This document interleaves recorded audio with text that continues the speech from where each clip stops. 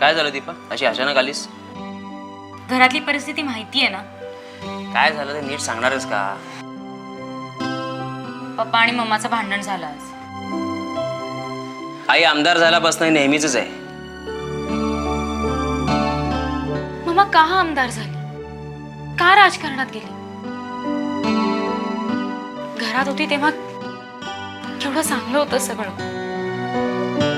घरातनं बाहेर पडले आणि चित्रच बदलू लागलंय. खरं आहे. मम्माने सकाळपासून काहीही खाल्लेलं नाहीये, काहीही प्यायलेलं नाही. एकटीच बसून आहे खुर्चीमध्ये गपचूप. अगं पण मग तू समजावण्याचा प्रयत्न करायचास ना.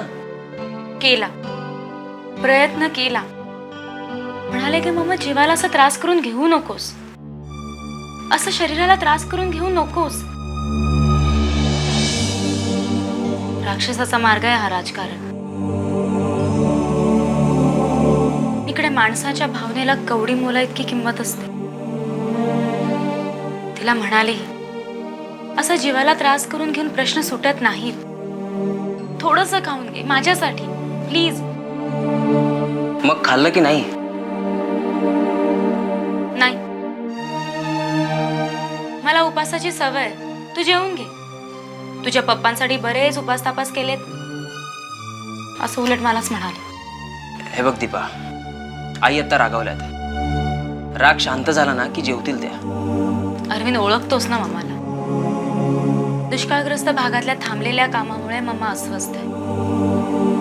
उद्यापासून कामाला सुरुवात करणार आहे असं म्हणते. कामाला तर सुरुवात करायलाच पाहिजे. लोक खूप संतापलेत, खूप हाल चाललेत लोकांचे. आई जर का अशाच बसून राहिल्या ना तर लोक म्हणतील की वेळ आल्यानंतर बाई पळून गेली. मम्माला त्याचीच भीती, पण असं नाही होणार. हे बघ दीपा, राजकारण काय आहे हे तुलाही चांगलं माहिती आहे आणि मलाही चांगलं माहिती आहे. या खेळात कधीही काही घडू शकतं. मला तर किळस आली आहे राजकारणी वातावरणात राहण्याची. हे बघ दीपा, तू आता घरी जा आणि काळजी घ्यायची. ठीक आहे, बाय. बाय.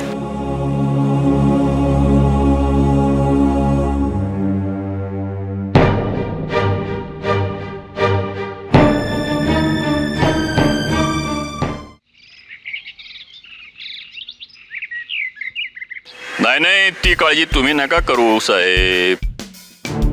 हा, माझं पूर्ण लक्ष आहे. पक्षाचा अध्यक्ष आहे मी. कोण कुठं कसलं काम करतं यावर पूर्ण लक्ष असतं आमचं. काय तुम्ही नका ती चिंता करू. हा, आपण नंतर बोलू. मी जरा सध्या मीटिंग मध्ये आहे. तुम्ही फोन ठेवा जरा. हा, बोला. दादासाहेब, राग जर येणार नसेल तर एक विचारू का? विचार. हल्ली चिमणरावांचं म्हणजे राजकारणातला इंटरेस्ट कमी झालाय असं दिसतंय. आणि मी असं ऐकलंय दादासाहेब की दिवसभर ते दारू पिऊन बसलेले असतात म्हणे.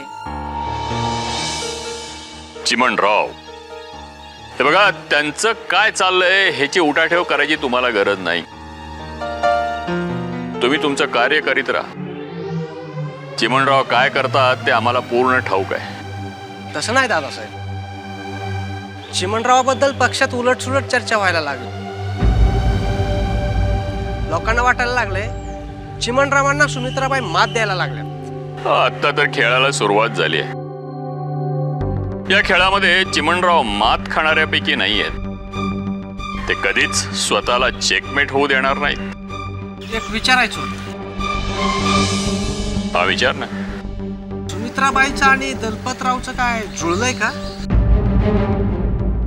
नाही, गावात तशी चर्चा आहे म्हणून विचारलं. हे बघा, दलपतराव आणि सुमित्राबाई यांच्यात काय चाललंय काय नाही ते त्या दोघांना माहित. त्याबद्दल आपल्याला चर्चा करायची काही कारण नाही, समजलं? पण दादासाहेब, मी म्हणतो चिमणरावांना त्याचाच तर त्रास होत नाही ना? हे बघा, ते चिमणराव, दलपत आणि सुमित्राबाई यांचा तो वैयक्तिक प्रश्न आहे, व्यक्तिगत आहे ते. आणि त्या सगळ्याला तोंड द्यायला चिमणराव समर्थ आहेत. ते बघून घेतील त्यांना काय करायचं ते. तुम्ही पण दादासाहेब, या सगळ्या गोष्टींचा पक्षावर आणि पक्षाच्या कार्यकर्त्यावर वाईट परिणाम होतोय. नाही होणार. उद्याची मीटिंग झाल्यावर कुणावर कसलाही परिणाम होणार नाही. सगळ्या प्रश्नांची उत्तरं सगळ्या कार्यकर्त्यांना मिळतील. ठीक आहे? ठीक आहे ठीक दादासाहेब. आहे. जा तुम्ही कामाला लागा.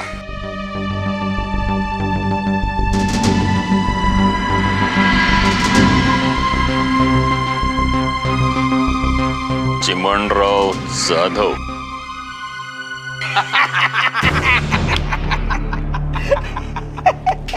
चला मग निघतो आता. अहो कुठे निघालात? अहो तुम्हाला बोललो नाही का, तालमीबद्दल वाड्यावर जरा जायचं आहे. वाड्या? हा अहो ते ऐपत्र वाचले वाड्यावर, त्यांना जरा तालमीबद्दल बोलतो. अहो येडे काय खोळ, वाड्यावर कुठं जात आहे?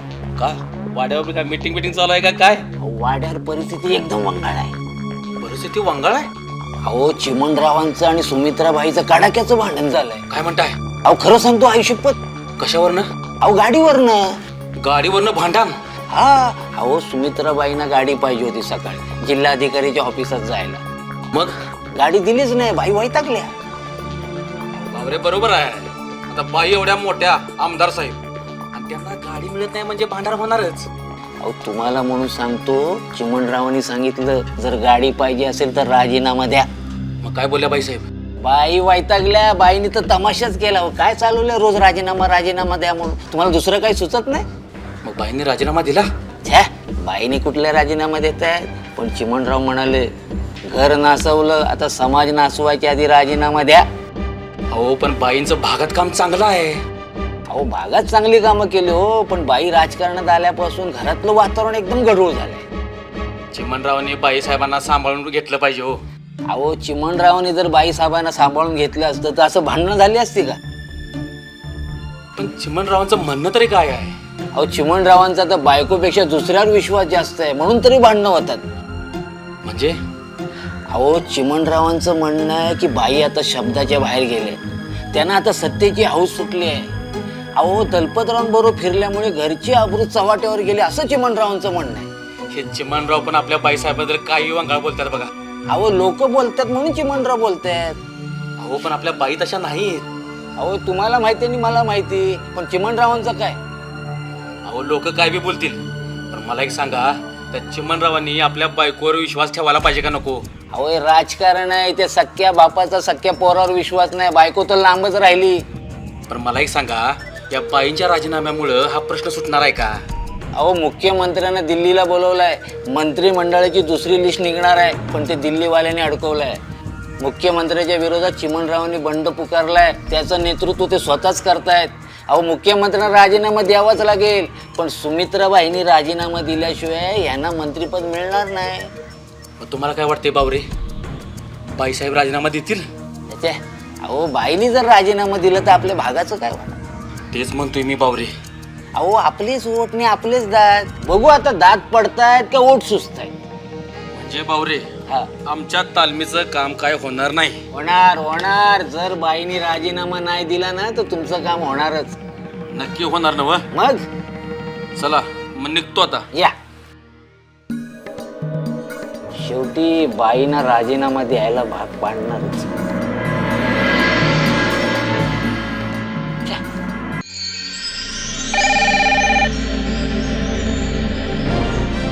हॅलो, हॅलो, कोण बोलताय? मी आमदार सुमित्रा जाधव बोलते. कोणाशी बोलायचं आहे आपल्याला? तूच.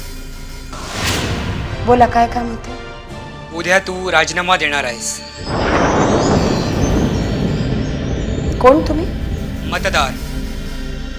तू उद्या राजीनामा देणार आहेस. दलपत बरोबर संपन्न ठेवतेस आणि स्वतःला आमदार म्हणवतेस वय.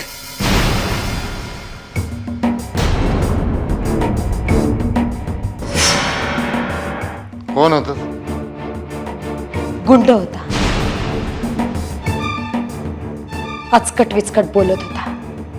मला राजीनामा द्यायला सांगत होता.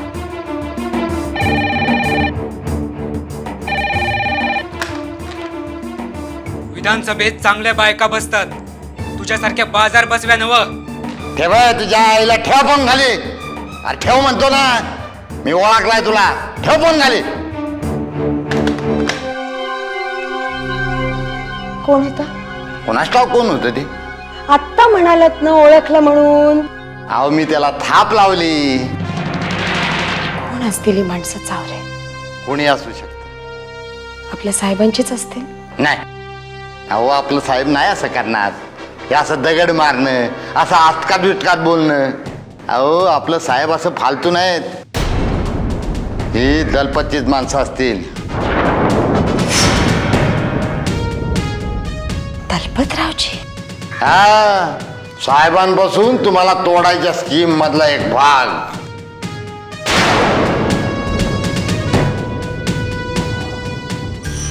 काय रे शिरप्या, दिवसभर दिसलाच नाही.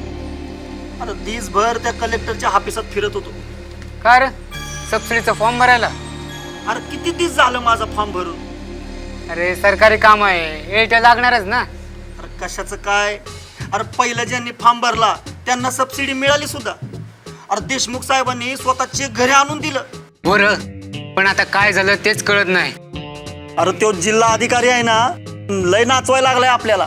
खरं आहे गड्या. अरे आज हे नाही, उद्या ते नाही, आज हे घेऊन ये, उद्या ते घेऊन ये. अरे सारखं नाचवायला लागलाय बघ आपल्याला. बायकोचे दागिने गहाण ठेवले तेव्हा हा रोजचा येण्या जाण्याचा खर्च परवडतोय.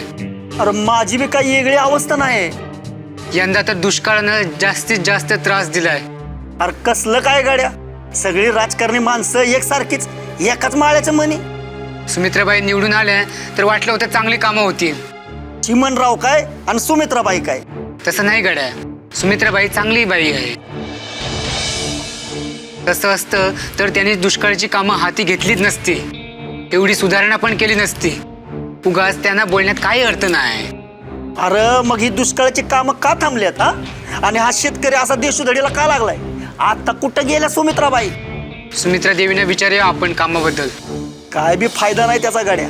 अरे गेंड्याची कातडी असलेली माणसं ही अरे आधी निवडून येण्यासाठी मतं मागण्यासाठी पाया पडायच्या आणि नंतर असं तोंड फिरवून पळायचं. अरे समाजकार्याचा देखावा आहे नुसता. खुशाल फिरत बसायचं पदाच्या नावाखाली. अरे गावात पिण्याचं पाणी नाही, रेशनिंगवर गहू नाही, तांदूळ नाही. दुष्काळाची कामं बी थांबली आहे. हे काय नाही. आपण बाईसाहेबांना जाब विचारूया. हो हो, अरे असं किती दिवस काढायचं आपण हा? चल जाऊन बाईसाहेबांना जाब विचारूया. चल. केव्हापासून तुम्हाला फोन करतोय, फोन का बंद ठेवलात? अहो कधीतरी फोन बंद ठेवावा, बरं असतं प्रकृतीला. फोनच्या अहो घरात मोर्चे आले, लोक खूप तापले आहेत. हा, अहो मी पाठच्या दाराने पळत आलो. असं. हा, आणि वहिनी साहेब कुठं आहेत? अहो वहिनी साहेब घरातच आहे, तुम्हाला नाही माहिती? अहो लोकांच्या तावडी सापडलं ना तर त्यांचं काय खरं नाही बघा. तरी देवाने त्यांना सांगितलं होतं इथं राहू नका, माझ्याबरोबर मुंबईला चल. पण वहिनी साहेब लय जिद्दी, म्हटलं मी इथंच राहणार. अहो गावात जो तो उठतो त्यांच्या विरोधातच बोलतोय बघा. बावरे, आपल्या गावात कुठल्या माणसाने ढोंगण जरी वर केलं ना तरी दुसऱ्या दिवशी कळतंय मला ते. अहो साहेबांना सांगा ना फोन करून, साहेब काहीतरी करतील हो. शक्यच नाही, अर्जंट मीटिंग मध्ये आहेत ते, माझा फोन उचलणारच नाहीत. अहो बाईंचं काय बरं वाईट झालं तर? कसं आहे बावरे, समाजसेवा करायची आहे ना बाईंना. समाजसेवेचं व्रत घेतलं ना बाईसाहेबांनी. आता समाजसेवा करताना प्रत्येक वेळेला तुम्हाला हार तोरे मिळतील असं नाहीये, कधीतरी चपला पण खाव्याच लागतात.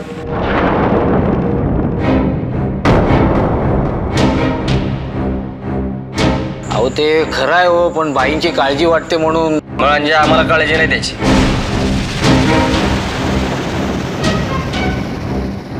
असं मी म्हणेन का? ही सगळी परिस्थिती त्यांच्यामुळे झालेली आहे. देवावर विश्वास दाखवला नाही, लोकांवर विश्वास ठेवला त्यांनी. माती करून घेतली ना आता स्वतःची. एक तुम्हाला राग येणार नसेल तर एक विचारू? विचाराची गरज नाही, देवाचीच मर्जी आहे ती.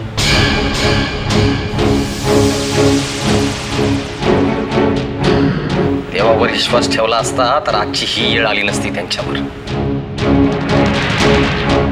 मी काय म्हणतो, काही म्हणायची गरज नाही बावरे. निरोप देऊन झाला असेल तर निघा. बावरे, हे बेरजेचं राजकारण नाहीये.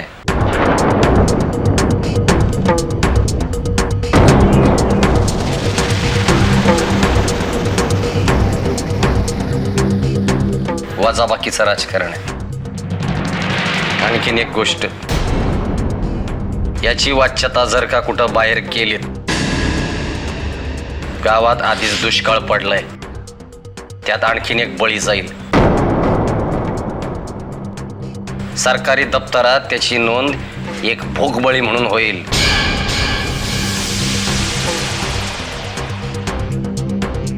बावरे, देवाची मर्जी. येतो मी.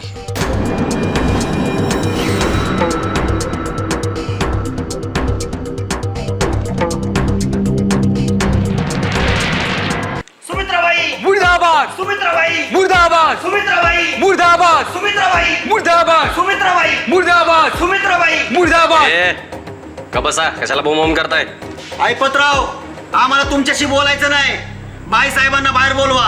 आता जे काय बोलायचं ते त्यांच्या बरोबर. अरे भाड्या, एवढी वर्ष माझ्याशीच बोलत होता ना, आज काही जीभ झडली का माझ्याशी बोलायला? सुमित्राबाईंना बाहेर बोलवा, आम्हाला त्यांना जाब विचारायचा आहे. कसला जाब? अहो 15 दिवस झालं गावात पाण्याचा टिपूस बी नाही. टँकर पाठवला होता ना? पाठवलं होतं ना. 8-15 दिवस नीट नियम आला, आता पाणी बी नाही, टँकर बी नाही. तेवढ्यासाठी मोर्चा आणला होय तुम्ही? हो ऐपतराव, अहो तुमच्या त्या जिल्हा अधिकाऱ्याच्या ऑफिसात किती फेऱ्या मारायच्या हा, आणि तो काय आम्हाला अजिबात काय दाग लागू देत नाही. आणि नुसता म्हणतोय परवा या तेरवा या हा. आणि त्या तालुक्याच्या गावामध्ये अहो किती वेळा जायचं आम्ही. अहो आमच्याकडे पैसे बी संपल्यात. हस, त्यो जिल्हाधिकारी गरीब शेतकऱ्यांना असा नाडतोय? सांगतो आम्ही बाईंना, नक्की सांगतो. साहेब, बाईंनी दुष्काळाची कामं पटापटा सुरू करायला घेतली, आता काय झालं? गड्या, सांगतो म्हणलं ना बाईंना. हा? नाही ऐपतराव, बाईना भेटल्याशिवाय जाणार नाही. बरोबर आहे, आम्ही जाणार नाही. बरोबर आहे, बरोबर आहे. तर माझ्यावर विश्वास नाही राहिला होय तुमचा? अहो पण आम्हाला बोलू द्या ना. ऐपतराव, तुम्ही आता बाजूला व्हा, आम्हाला बोलू द्या. बरोबर, आम्हाला बोलू द्या, आम्हाला बोलू द्या बाईंशी. अरे बाबानो, शांत राहा, उगा गोंधळ घालू नका. इथं बोंबलून काही बी फायदा होणार नाही. का? बाई घरातच नाहीये. काय? बाईनं कळलं तुम्ही लोक येत आहे मोर्चा घेऊन. बाई पुढच्या दारानं दुसऱ्या गावात दौऱ्यावर गेल्या. पण खोटं बोलताय तुम्ही ऐपतराव. मी खोटं बोलतोय? हा, मी खोटं बोलतोय? काम करा, जा घरात घुसा. बाई भेटला तर बोला त्यांच्याशी. पण आम्ही आता करायचं तरी काय? एक काम करा, तुमच्या समस्या माझ्या लक्षात आलेल्या आहेत, त्या सगळ्या मी व्यवस्थित टिपून घेतो. आता उद्या बाईंशी मी बोलतो. हा, आता घरी जातो मी. ऐपतराव, आता तुमच्यावर विश्वास ठेवून आम्ही जातो, पण बाईसाहेबांच्या कानावर तेवढं घाला. नक्की म्हणजे नक्की. उद्या सकाळी पहिलं काम तेच करणार मी. बाईंना म्हणावं सुरू करा दुष्काळाची थांबलेली कामं, नाहीतर गरिबांची हाय खावी लागल. असं कसं होईल? सांगतो, सगळं व्यवस्थित सांगतो. हा, आता रात्र लय झाली आहे, आपापल्या घरी जा. उद्या सकाळी मी बाईशी बोलतो. या आता.